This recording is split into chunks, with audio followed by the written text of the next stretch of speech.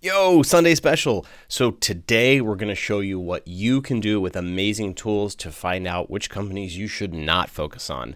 So we're going to use three really great products today. We're going to use Harmonic.ai. My friend Akbar is just fantastic there. Great tool. Really inexpensive, which is great. Clay.run, which is just Kareem over there and Varun, just great folks. The whole team is really fantastic, and it gives me as a non-developer superpowers. And we're of course going to use Google Sheets. Everyone loves good Google Sheets. We're going to do some go-to-market scoring for flat file. So let's start. I'm just one guy. So you can do this too with the right tools. So the first thing that I did is just how do I identify which companies we want to focus on? Now, Flatfile is a CSV importer company, so they'll can bake in a really great importing process for your customers. So I thought, all right, well, how are we going to determine which companies we should focus on? Because not all companies in the world are going to want to, are going to need CSV import. They don't need data import, etc. So how do we find those? Really hard problem, right? Maybe industries or CRM companies, etc. But no. There's a much better way to do this. So what I did, I came into Harmonic and I'm looking at just companies that have grown greater than or more than 40% in the last 90 days. So about 6,000 companies. Now, I didn't have to do this. This was just a place to start to say, how do I weed out the folks that are not growing and seeing a lot of challenges, right? I really care about customer growth, which means that they're probably encountering the problem of it's hard to ingest data for their brand new customers. So just a rough way to look at this. You could look at this as website traffic, sales hires. There's a handful of ways to look at who is actively growing. Even customer success hires is a good way to do that.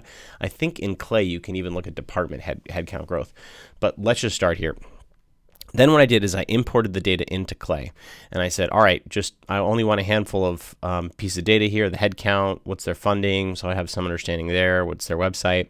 Then I did really cool thing, which is available in Clay. I said, search this website, so this website, for import CSV or upload CSV. Now, I did try searching the exact phrases, but Google did a pretty good job of understanding what import CSV meant and gave me variations. And I said, I want 100 results. So now what Clay did is Clay fetched for every single row all of those results, and Census they found 44 links, which probably means they've got a lot of documentation about importing CSV. Then what I did, and this kind of sucked, actually didn't work really well, is I asked Google, I said, give me all websites related to this website. So can we find other related customers? So it didn't do a great job there, but it was a cool experiment. Then I extracted just the count out, and I pulled in the count here. So now we have what are the companies that have the most number of CSV import results in usually their help center that are growing fast.